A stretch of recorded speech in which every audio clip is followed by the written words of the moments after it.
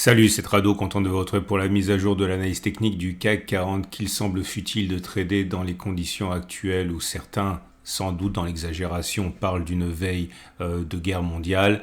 Il demeure que la situation est grave également techniquement.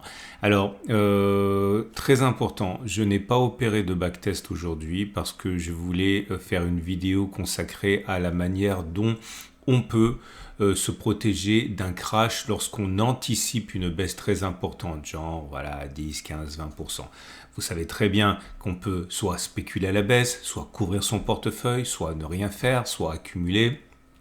Il y a des méthodes concurrentes avec des risques qui sont très différents. J'ai essayé de consacrer la vidéo du jour à cela. Vous le trouverez par transparence. C'est la précédente vidéo que j'ai proposée où vous allez voir en fait ce que moi je vais faire.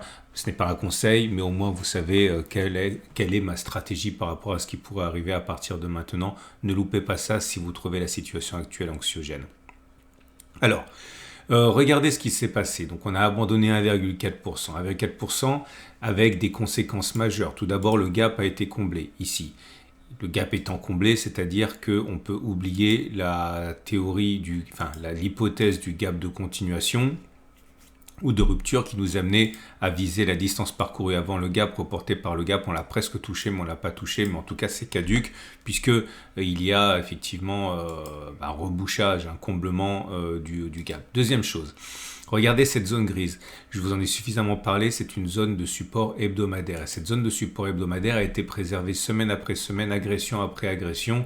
Et vous voyez que depuis qu'elle a été créée, eh bien, on l'a moult fois testée et à chaque fois, on a réussi à clôturer à l'intérieur, préservant donc l'existence de cette zone d'accumulation. Là, vous regardez, c'est une toute autre histoire cette semaine puisqu'on a clôturé en dessous. On a clôturé en dessous d'un support hebdomadaire en fin de semaine. Donc ça y est, c'est fini, on peut l'enlever.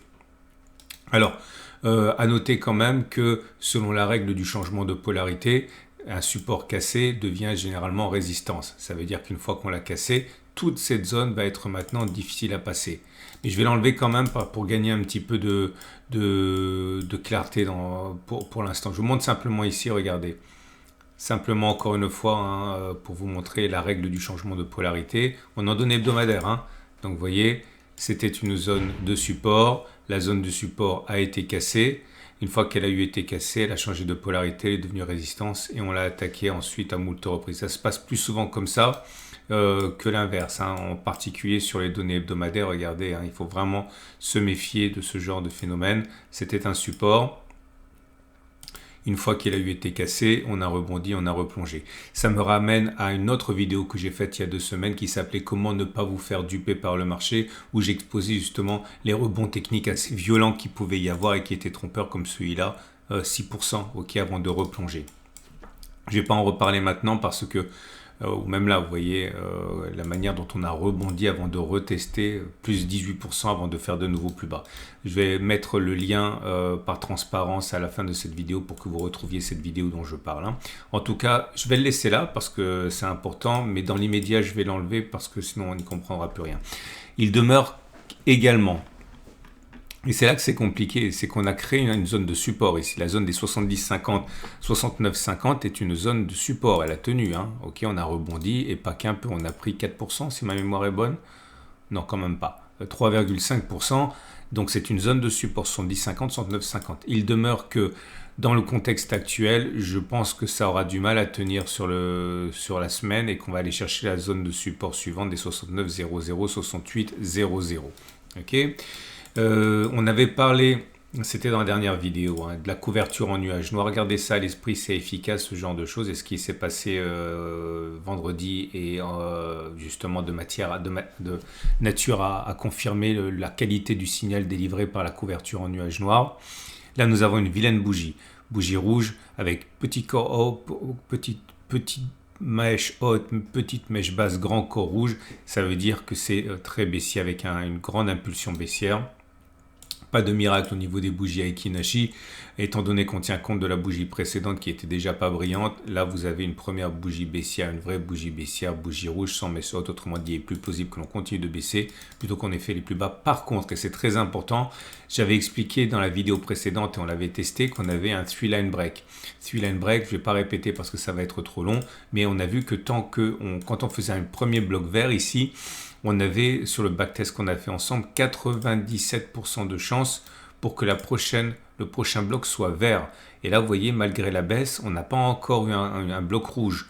C'est-à-dire, si on prend les choses à l'envers, qu'on est dans une situation parfaite pour spéculer à la hausse avec un petit risque, un risque maîtrisé, si vous croyez aux statistiques que vous voulez dans ce sens. Tant qu'on ne clôturera pas en dessous des plus bas des 3 derniers blocs, qui est clairement à 7001 environ, on sera toujours avec, dans l'immobilisme, un bloc vert en attente d'un deuxième bloc vert statistiquement. Donc je le répète, cette augure n'a pas été pour l'instant discrédité et donc on est dans un très bonne configuration pour mettre un ordre d'achat. Alors attention, c'est important, c'est uniquement en clôture que ça jouera, c'est-à-dire que vous pouvez très bien avoir une baisse qui nous amènerait en dessous de cette zone-là, à condition que l'on clôture en dessous de ce dernier plus bas qui est à 7000 quelques, je ne me rappelle plus, eh bien on pourrait avoir un deuxième bloc vert. Il faudrait vraiment que l'on clôture en dessous des niveaux mentionnés préalablement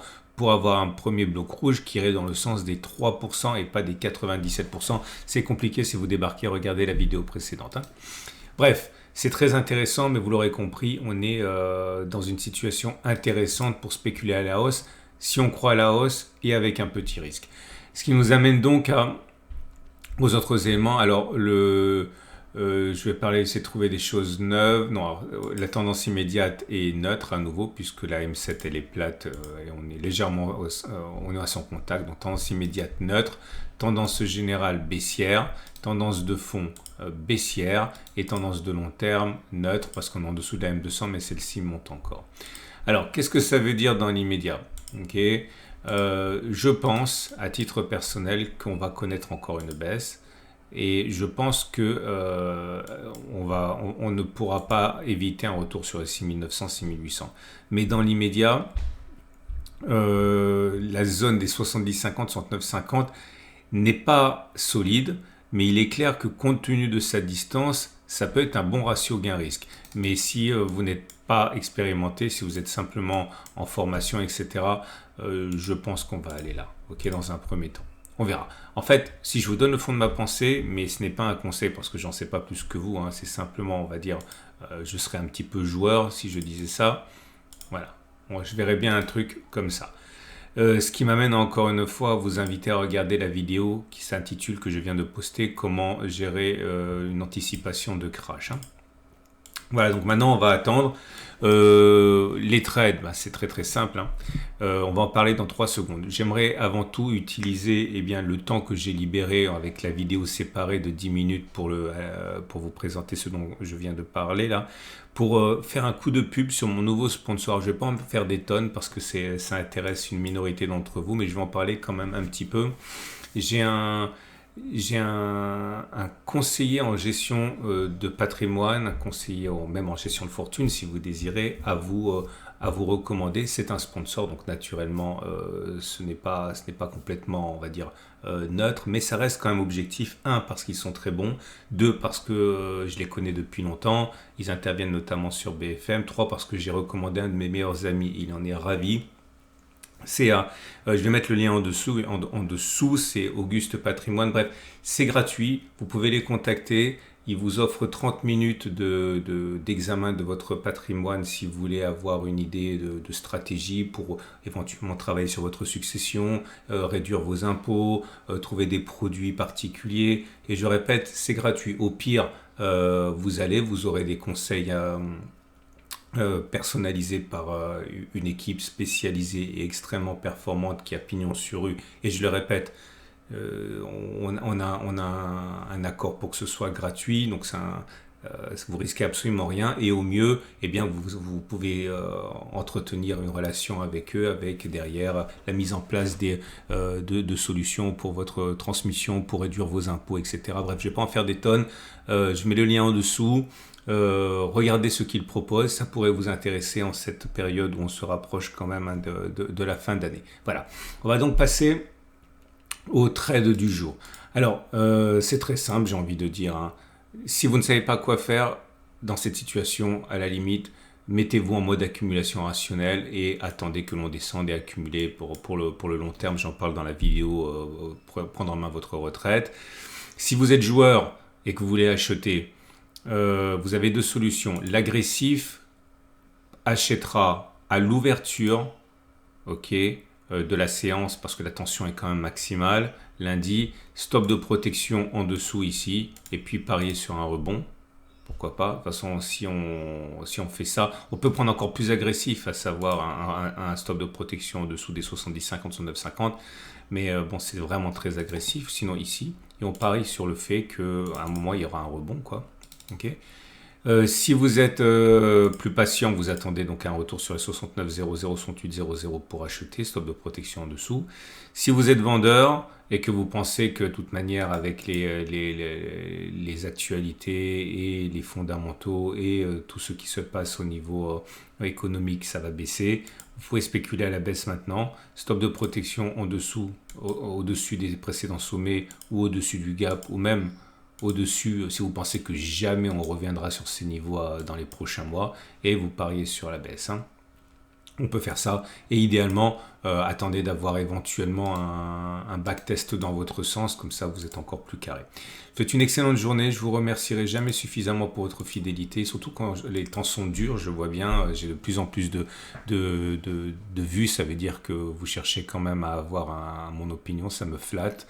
N'oubliez pas, j'en profite, si vous avez trouvé un intérêt à mes vidéos, pensez à liker, ça me fait toujours plaisir, vous pouvez vous abonner, c'est mis à mes jours tous les jours, plein de vidéos qui vous attendent et j'insisterai, découvrez le travail de mon partenaire, conseiller en gestion de patrimoine / gestion de fortune. Pas la peine d'avoir un super gros capital, hein. Dès que vous avez 1000 euros, c'est bon, hein. Vous pouvez y aller, c'est pas du tout.